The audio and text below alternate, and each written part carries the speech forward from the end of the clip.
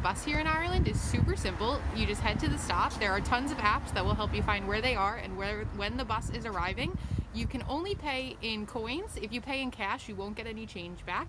Or you get yourself one of these student leap cards, and in order to stop the bus, you have to put your hand out. At the minute, you're required to wear face masks on all public transit in Ireland, and to help with social distancing, specific seats that you're allowed to sit in are indicated. And to get on the bus, you use the front doors, and to get off the bus, you use the center doors. When you get to your stop, you push one of these little red buttons, and they'll open the doors for you. It's like taking the bus around Dublin. You're required to wear a face mask when taking the Lewis, and you can get on the Lewis using your leap card. Otherwise, once you're at the station, you can buy one-time tickets right here.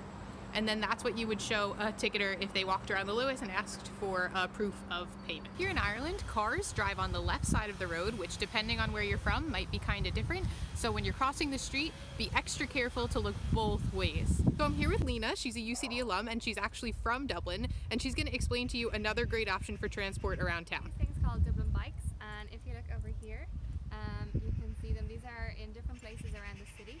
And basically you have to register online with your student card, and a yearly membership costs just €25, and then you can use your student card to tap on at any of these stations across the city, and then you take the bike. It's free for the first half hour, and then you have to pay just 50 cents for the next half hour, but they're everywhere, so you can replace it and then take another one, and they're really handy for getting around town.